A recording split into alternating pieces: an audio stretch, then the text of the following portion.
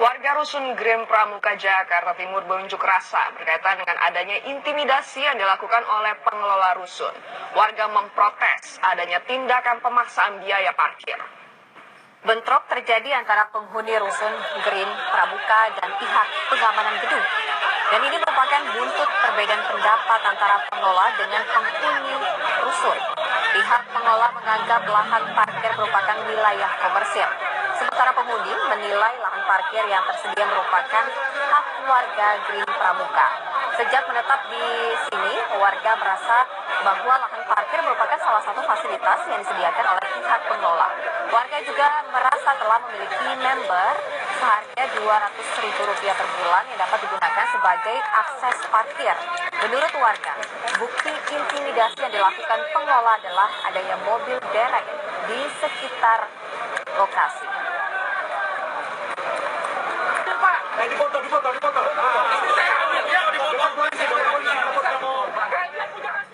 Untuk mengetahui kondisi terkini pasca bentrokan di Rusun Green Pramuka, Jakarta Timur, sudah ada rekan kami Fahmi Dwi Sutrisno. Silakan Fahmi dengan laporan Anda.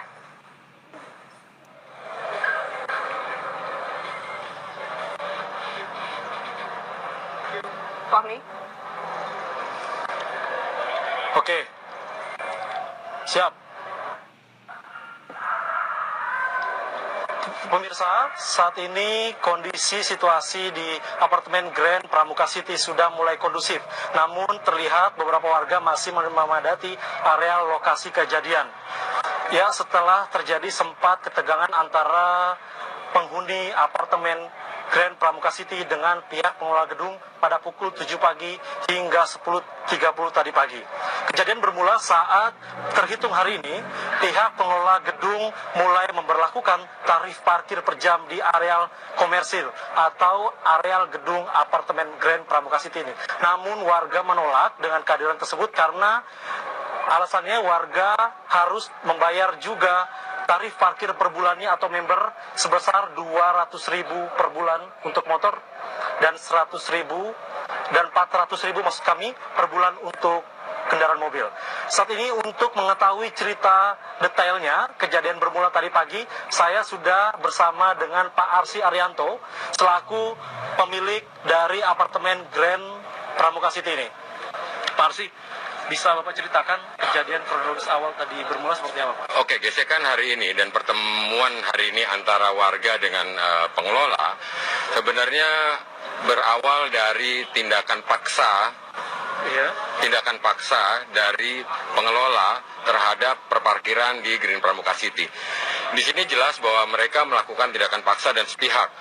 Seperti kita ketahui bersama bahwa lahan parkir adalah lahan bersama, itu dilindungi oleh undang-undang.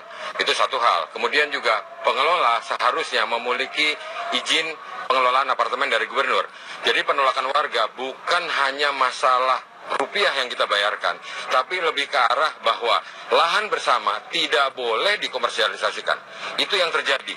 Dan saat ini kami membayar parkir bulanan Rp200.000 untuk mobil, Rp100.000 untuk kendaraan roda 2, motor.